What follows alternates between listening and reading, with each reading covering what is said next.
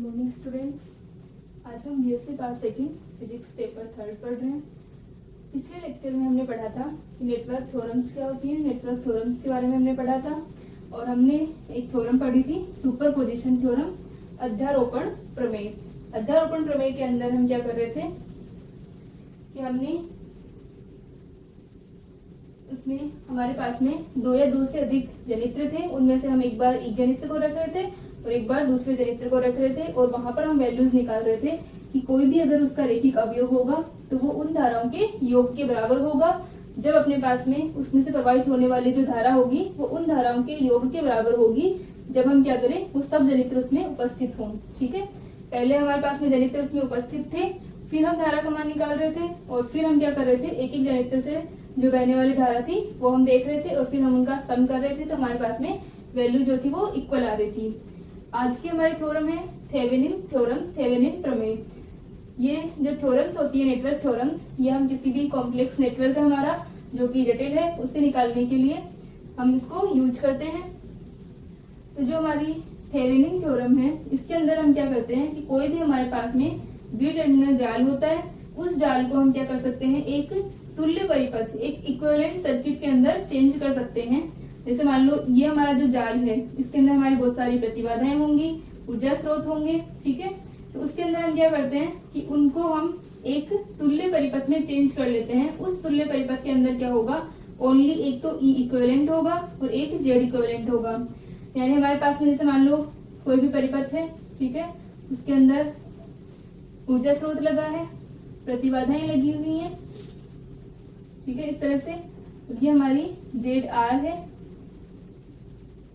ठीक है, और ये हमारे जो टर्मिनल्स हैं ए बी टर्मिनल्स, इन टर्मिनल्स पर हमें क्या निकालनी है, प्रतिबाधा, या फिर यहाँ पर हम जेड इक्विवेलेंट या इक्विवेलेंट निकाल रहे हैं। तो क्या होगा, इस पूरे कॉम्प्लेक्स नेटवर्क को, यहाँ पर अपने पास में बहुत सारी प्रतिबाधाएं हम देख सकते हैं, इन सबको हम क्या कर सकते हैं, एक तुल्य परिपथ, तुल्य परिबाधा, ये प्रतिबाधा जो है अपनी वो निकाल सकते हैं, जेड इक्विवेलेंट हम निकाल सकते हैं। ठीक है, और इसी तरह से हम क्या कर सकते हैं, इन ए बी टर्मिनल्स पर ई इक्विवेलेंट निकाल सकते हैं। ठीक है, तो हमारा जो परिपथ है वो क्या हो जाएगा, एक सिंपल नेटवर्क में चेंज हो जाएगा, क्योंकि यहाँ पर अपने पास में बहुत सारी प्रतिबाधाएं हैं। तो हम क्या कर लिए, इसको एक सिंपल नेटवर्क में हमने चेंज कर लिया। इसमें ओनली क्या लगा हुआ है, जिन सिरों पर हम प्रतिबाधा निकाल रहे हैं उनकी प्रतिबाधा जेड आर लगी हुई है। इसके अलावा सिर्फ क्या लगा हुआ है, ई इक्विवेलेंट और जेड इक्विवेलेंट लगा हुआ है। ठीक है, तो इस तरह से हम इसको चेंज कर सकते हैं। इसको हम क्या कहते हैं, थेवेनिन थ्योरम कहते हैं। थेवेनिन प्रमेय से हम इसे चेंज कर सकते हैं। ठीक है, तो ये हमारा एक द्विटर्मिनल जाल है।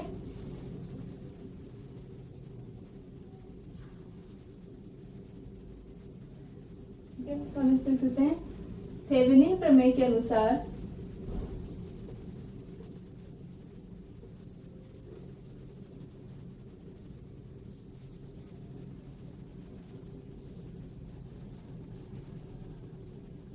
थेवेनिन प्रमेय के अनुसार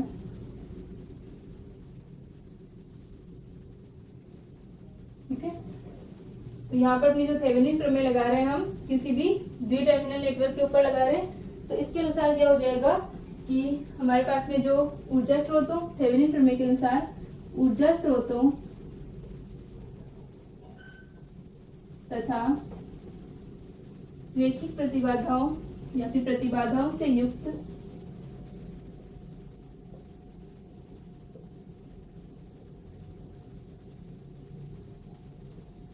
ठीक है, थेवेनिन प्रमेय के अनुसार ऊर्जा स्रोतों तथा प्रतिबाधाओं से युक्त किसी द्विटर्मिनल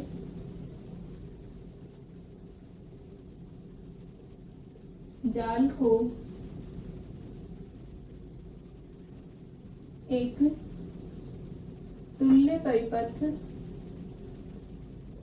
में परिवर्तित या प्रतिस्थापित किया जा सकता है,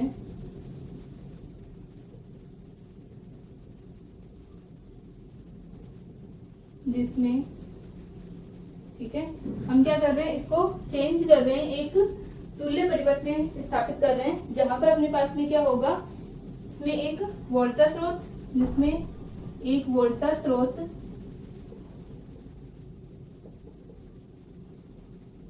इक्विवेलेंट लगा है, ई इक्विवेलेंट तथा श्रेणी क्रम में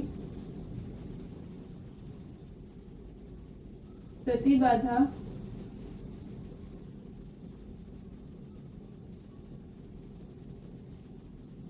ठीक है, जिसमें एक वोल्टेज स्रोत ई इक्विवेलेंट तथा श्रेणी क्रम में प्रतिबाधा जेड इक्विवेलेंट हो। ठीक है, यानी हमने इस जेड टर्मिनल जाल को इस तरह से चेंज किया है कि इसमें एक ई इक्विवेलेंट लगा हुआ है और एक श्रेणी क्रम में एक प्रतिबाधा लगी हुई है। ठीक है, तो यहाँ पर क्या होगा, ई इक्विवेलेंट का मान 0 ए तथा बी को खुला रखकर उनके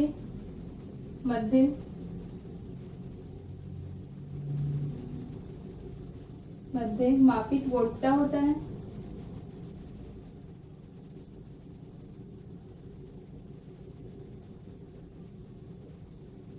तथा जेड इक्विवेलेंट का मान ए तथा बी सिरों के मध्य, ठीक है, सिरों को खुला रखकर उनके मध्य खुला रखकर, ठीक है, मापित प्रतिबाधा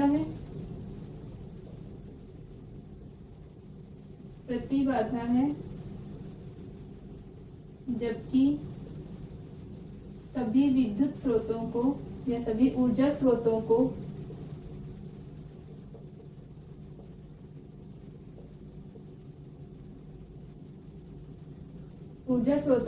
उनकी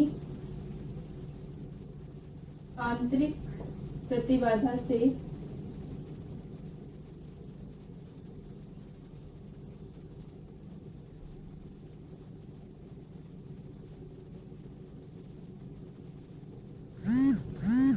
प्रतिस्थापित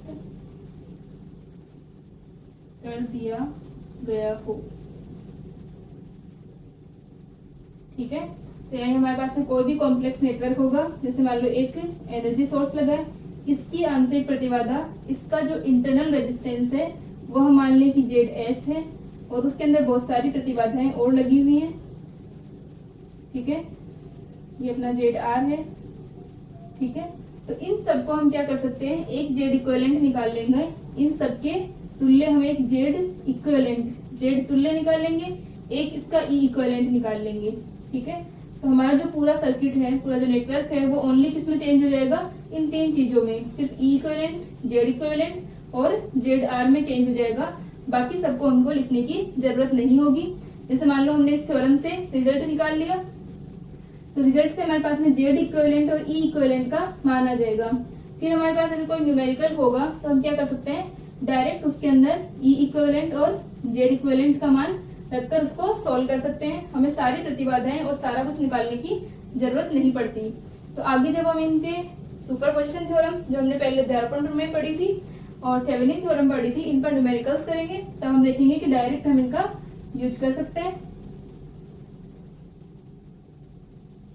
तो यहाँ से अपन क्या कर रहे हैं कि हम इसको इक्विवेलेंट सर्किट में जब चेंज कर रहे हैं, तो एक बार तो हम क्या कर रहे हैं, जिन सिरों पर हम निकालेंगे वैल्यू, उनको खुला रखकर उसका मान निकाल लेंगे, उनके मापित जो अपनी वोल्टता होगी, ठीक है, उन पर जो वोल्टता मेजर करेंगे हम, वो तो हमारी ई इक्विवेलेंट हो जाएगी।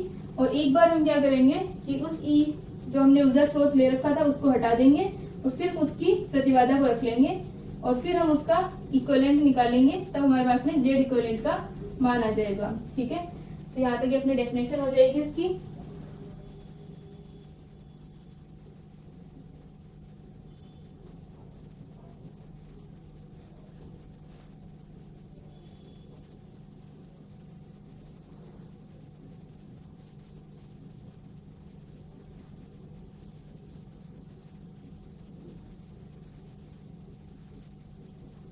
ठीक है, अब थेवेनिन को प्रूव करने के लिए हम एक सर्किट लेते हैं, प्रूफ है इसका। तो हम लिख लेते हैं, थेवेनिन प्रमेय को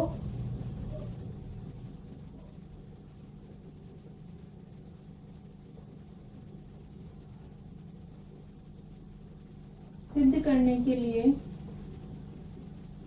निम्न परिपथ लेते हैं।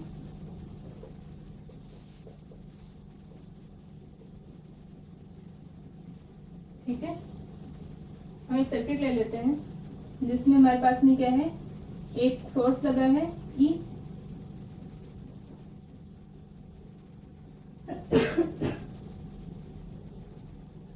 और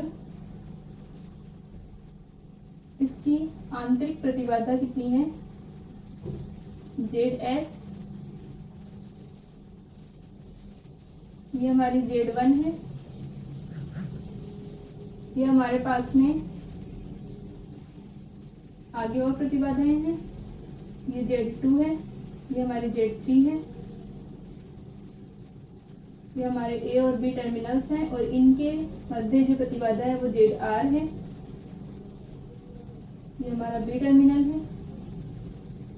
ठीक है, ये हमारी प्रतिबाधाएं कुछ भी हो सकती हैं, रिएक्टिव एलिमेंट से ही अपने।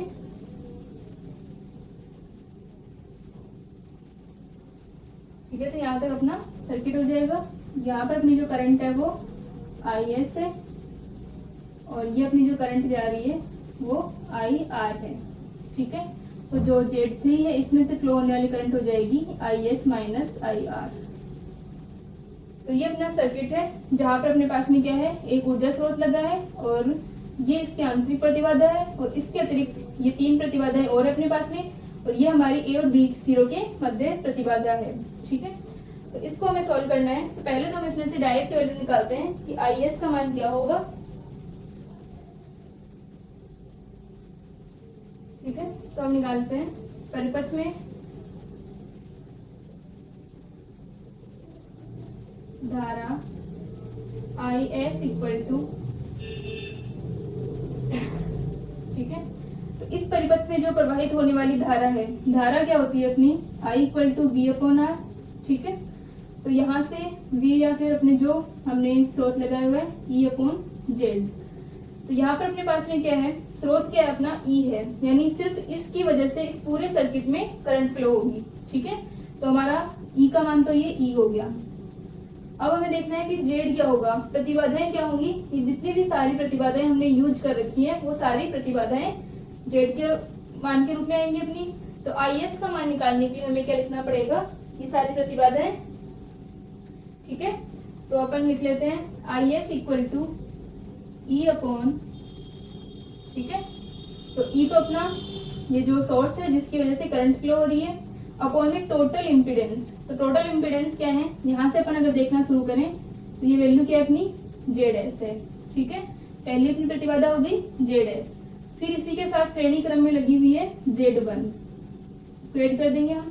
फिर हम देख रहे हैं कि यहाँ तक का जो हमारा सर्किट है ये वाला, इसके अंदर क्या हो रहा है कि जो Z2 और ZR हैं, ठीक है, दो हमारी प्रतिबाधाएं हैं Z2 और ZR, और एक हमारी प्रतिबाधा कितनी है ठीक है, एक हमारी प्रतिबाधा कौन सी है, Z3 है। तो पहले हम एक बार Z3 को छोड़ देते हैं, Z2 और ZR को हम देखें तो Z2 और ZR फिर से किसमें लगी हुई है, श्रेणी क्रम में, इस तरह से अपना। ये हमारे टर्मिनल है A और B। ठीक है, तो ये जो प्रतिबाधा जा रही है वो किसमें लगी हुई है, Z2 है ये अपनी, और ये अपनी ZR है, यानी ये दोनों प्रतिबाधाएं श्रेणी क्रम में लगी हुई है, क्योंकि इनमें समान धारा बह रही है। जब भी हमारी प्रतिबाधाएं श्रेणी क्रम में लगी होती हैं, श्रेणी क्रम में हमेशा क्या होती है, समान धारा प्रवाहित होती है। जितनी भी प्रतिबाधाएं होंगी अपनी अगर श्रेणी क्रम में लगी हुई है तो क्या होगी, सेम करंट फ्लो होगी उनमें से। तो यहाँ से अपन देख सकते हैं Z2 और ZR में से सेम करंट फ्लो हो रही है, तो ये क्या हो गई, सीरीज में है। तो यहाँ पर अपने पास में एक वैल्यू आ गई Z2 प्लस ZR की। ठीक है, अब हम देखें कि Z2 और ZR दोनों मिलकर के क्या है, इस Z3 के साथ में पैरेलल में है। ठीक है, यहाँ से अगर हम इन दोनों को, इनका कॉम्बिनेशन निकाल लें तो इनका कॉम्बिनेशन इस तरह से हो जाएगा। जैसे मान लो अगर ये भी हमारी इम्पीडेंस होती इस तरह से है, तो इन दोनों का जो मिलकर के हमारा कॉम्बिनेशन होगा ठीक है, ये हमारा श्रेणी क्रम का कॉम्बिनेशन है इस तरह से। ये दोनों मिलकर के क्या है, इस Z3 के साथ में पैरेलल में है। तो इन दोनों को इस तरह से लिख सकते हैं ZR, और ये हो गई अपनी ये Z2, दूसरी अपनी ZR, और ये दोनों मिलकर के क्या है, इस Z3 के साथ में पैरेलल में है। ठीक है, तो ये दोनों प्रतिबाधाएं मिलकर के क्या होंगी, Z3 के पैरेलल में होंगी। तो यहां से अपन इसको लिख सकते हैं, तो हमारी प्रतिबाधाएं हो गई ZS प्लस Z1 प्लस किसके साथ में, Z3 के साथ में पैरेलल। तो पैरेलल कॉम्बिनेशन को हम कैसे लिखते हैं, 1/Z equal to 1/Z1 plus 1/Z2। ठीक है, तो यहाँ से अपना जो Z का मान आता है वो आ जाता है Z1 Z2 upon Z1 plus Z2, ये मान आता है। अब यहाँ पर अपनी कौन कौन पैरेलल के अंदर है, Z3 और इन दोनों का कॉम्बिनेशन, तो ये हो जाएगा Z3 into Z2 plus ZR upon Z1 plus Z2, तो ये हो गया Z3 plus Z2 plus ZR। इन दोनों को अगर हम एक मान ले, Z2 की जगह मान ले, Z3 को Z1 की जगह मान ले, तो ये वैल्यू आ गई, यानी हमारी जो टोटल इम्पीडेंस आई सर्किट के अंदर वो ये आ गई, Z3 plus Z1 plus Z3 Z2 plus ZR upon Z3 plus Z2 plus ZR। ये अपना टोटल कॉम्बिनेशन आया, इम्पीडेंस का कॉम्बिनेशन आ गया अपने पास में। तो IS जो करंट थी, क्योंकि IS ही आगे जाकर डिवाइड हो रही है सब में, तो E upon ZS plus Z1 plus Z3 Z2 plus ZR upon Z2 plus Z3 या फिर Z3 Z2 प्लस ZR। ठीक है, तो ये तो अपने पास में IS का मान आ गया।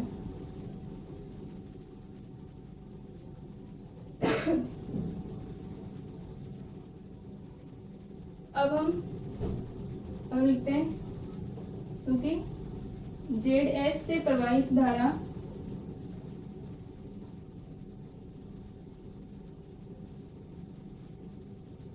ऐसे लिख लेते हैं, Z3 से प्रवाहित धारा IS माइनस IR है, तथा Z3 व Z2 प्लस ZR प्रतिबाधाएं समांतर क्रम में हैं।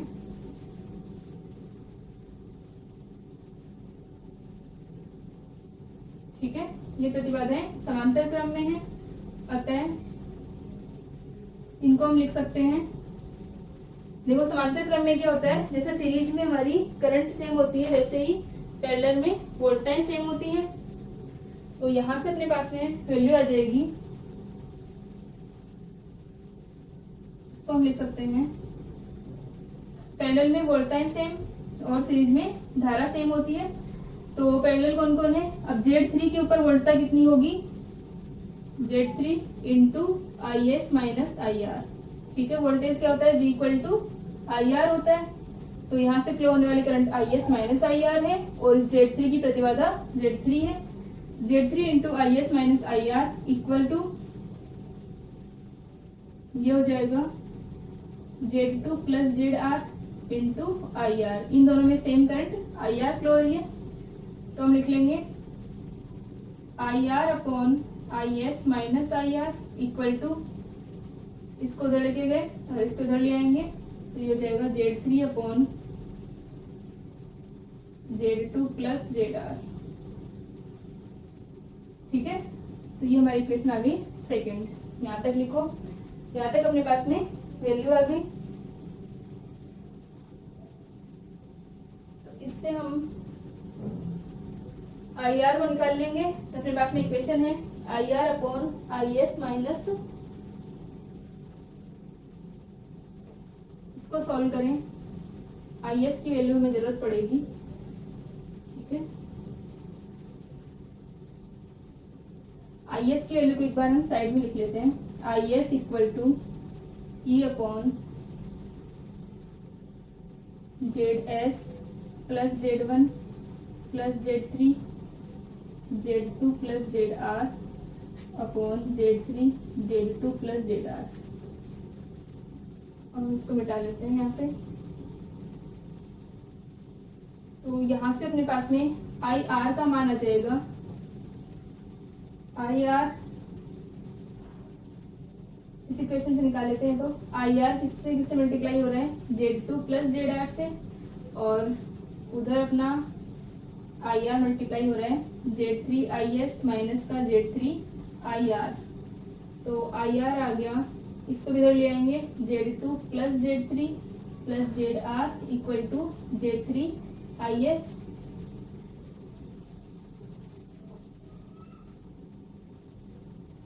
तो यहाँ से अपना आई आर इक्वल टू हो जाएगा Z three I S upon Z two plus Z three plus Z R.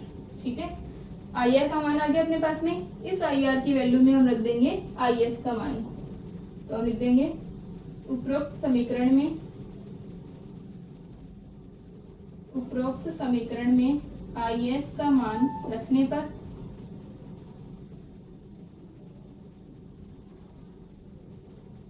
तो ये हो गया I R equal to Z three upon Z two plus Z three plus Z R. ठीक है, और I S का मान रखेंगे, ये हो जाएगा E upon Z S plus Z one plus Z three Z two plus Z R upon Z three plus Z two plus Z R. ठीक है, तो यहाँ से अपने पास में यहाँ तक की वैल्यूज आ गई।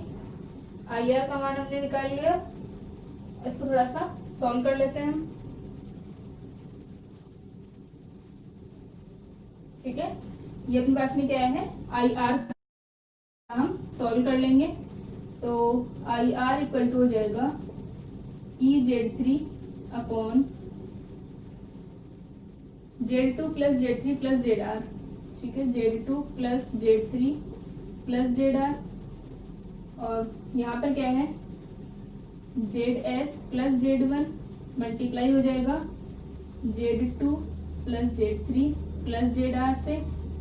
ठीक है, और प्लस में है अपने पास में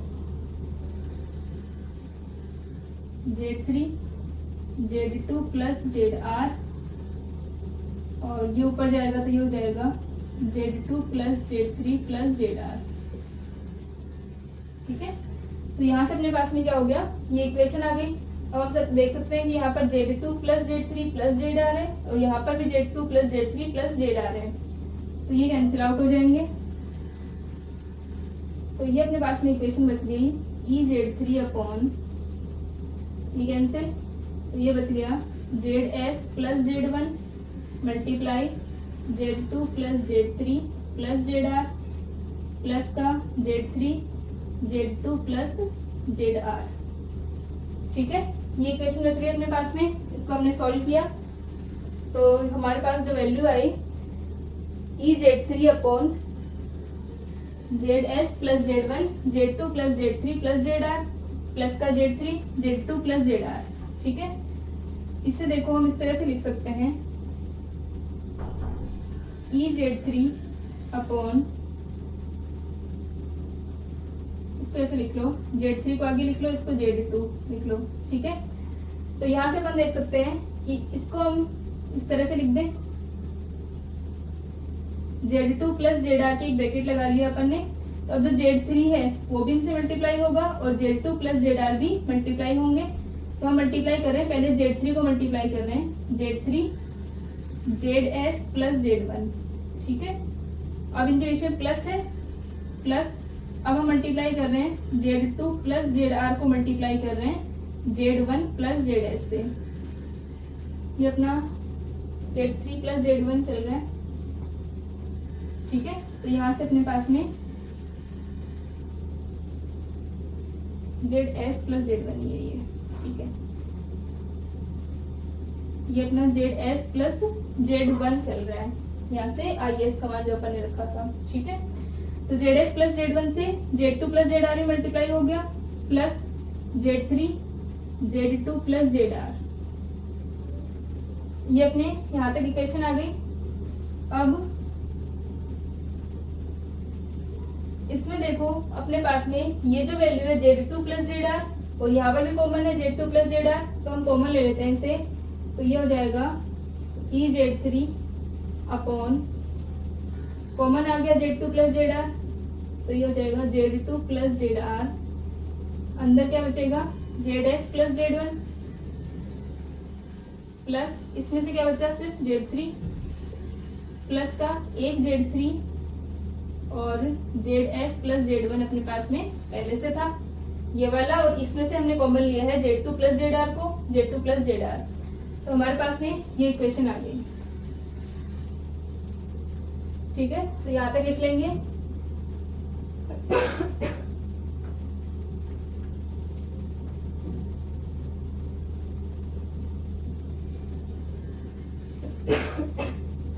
अब हम क्या कर रहे हैं, इस पूरे को कॉमन ले रहे हैं, EZ3 upon ZS plus Z1 plus Z3, इसको हमने कॉमन ले लिया, और ये हमारे पास में बच गया Z2 plus ZR plus Z3 ZS plus Z1 divided by Z2, ये जो हमने कॉमन लिया ZS Z1 प्लस Z3।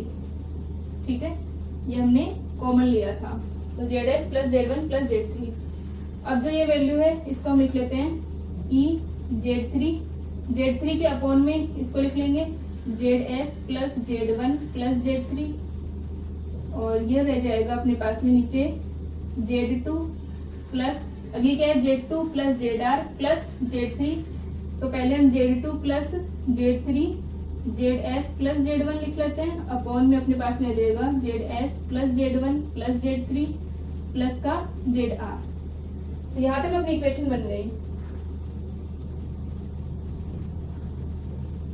ठीक है, इससे रहने दो एक साइड में। तो यहाँ तक अपनी इक्वेशन बन गई, EZ3 upon ZS plus Z1 plus Z3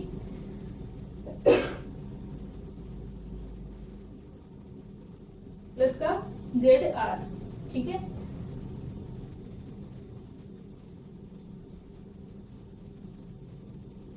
ठीक है, यहाँ तक आ गया समझ में। यहाँ पर अपन ने क्या किया है, इनको सॉल्व किया। पहले हमने IS का मान निकाला था, हमारी जो धारा थी, फिर हमने समांतर जो प्रतिबाधाएं होती हैं, समांतर प्रतिबाधाओं में सेम वोल्टेज होता है। ठीक है, तो Z3 और Z2 प्लस ZR का जो वोल्टेज था उसको इक्वल किया, वहां से हमने IR का मान निकाला, और IR के मान के अंदर हमने क्या किया, IS का मान रखा था, और उसको हमने थोड़ा इस तरह से सॉल्व कर लिया। अब हमारे पास में जो ये बची है वैल्यू, ठीक है, इसको हम लिख सकते हैं equal to E equivalent upon Z equivalent plus ZR।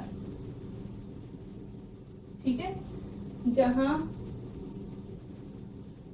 E equivalent equal to EZ3 upon ZS plus Z1 plus Z3 है। ठीक है, तथा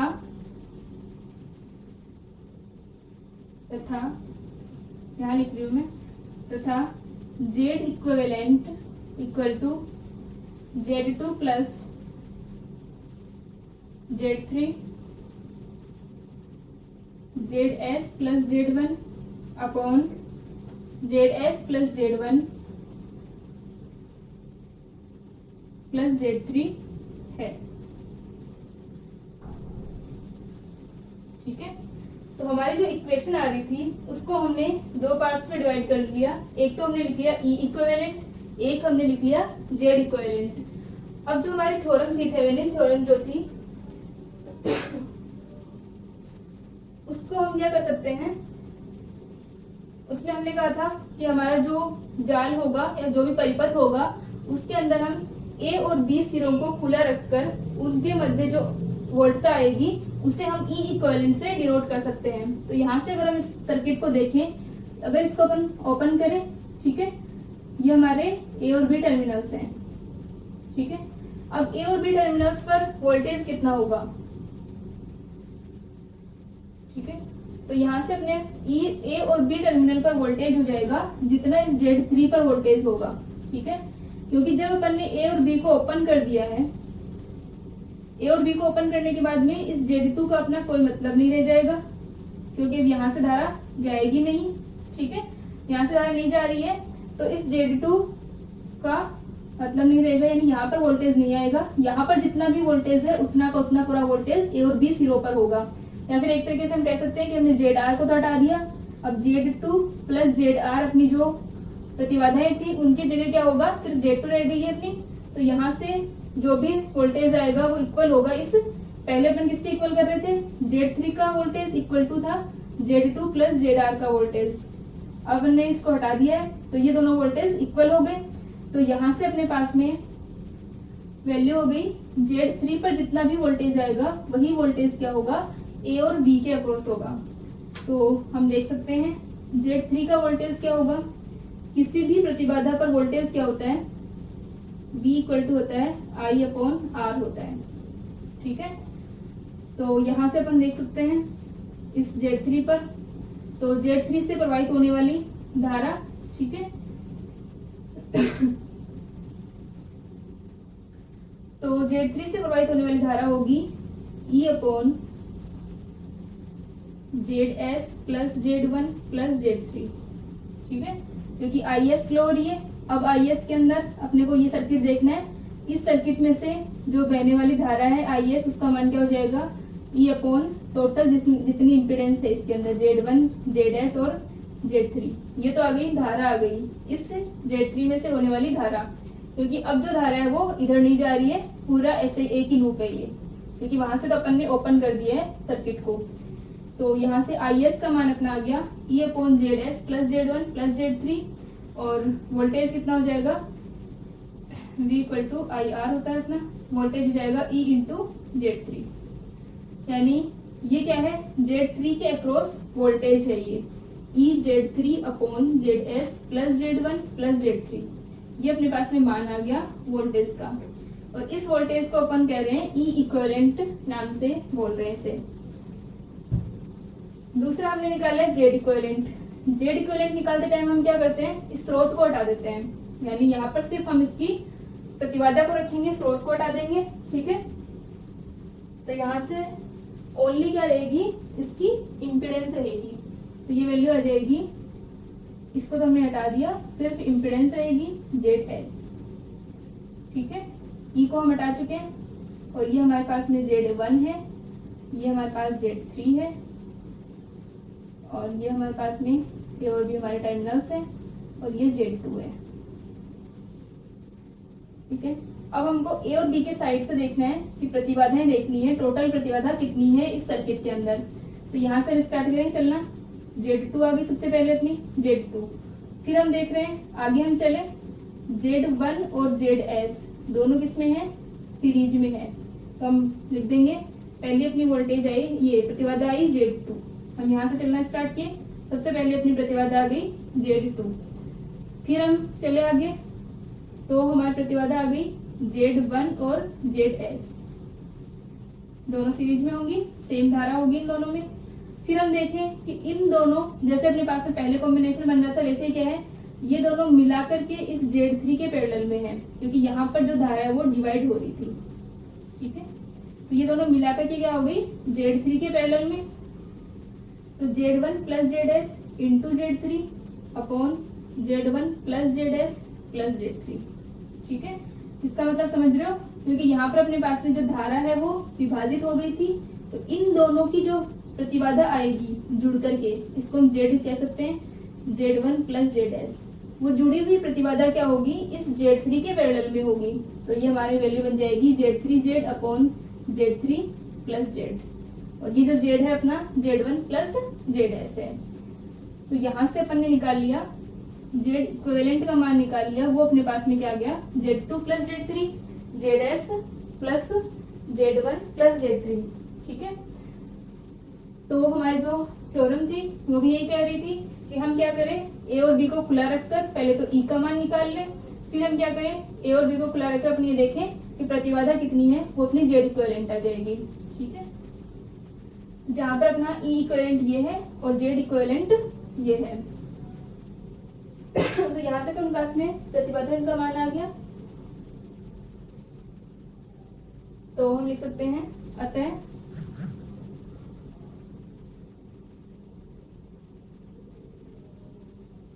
IR equal to E equivalent upon Z equivalent plus Z R, ये अपन ने पहले निकाल लिया था, इसको दोबारा मत लिखो, ठीक है। तो I R equal to E equivalent upon Z equivalent plus Z R है, जहां ई इक्विवेलेंट तथा जेड इक्विवेलेंट थेवेनिन प्रमेय के अनुसार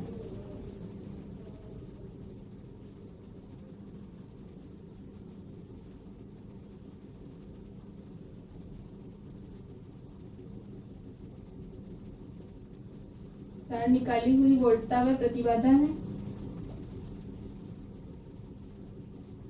वोल्टता तथा प्रतिबाधा है, ठीक है। तो इस प्रकार किसी द्विटर्मिनल जाल की प्रतिबाधाओं को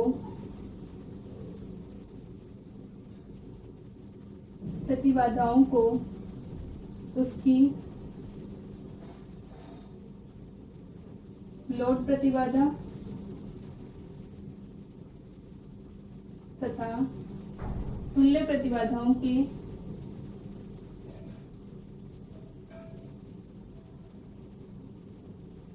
योग के रूप में लिख सकते हैं,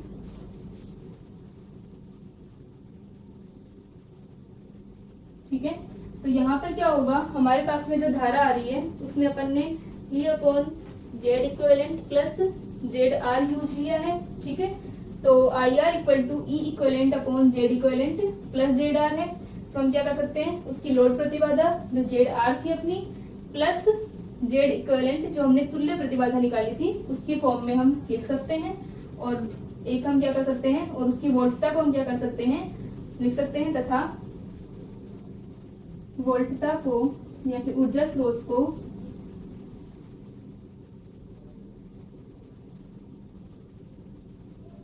ई इक्विवेलेंट के रूप में निकाल सकते हैं या लिख सकते हैं, के रूप में लिख सकते हैं,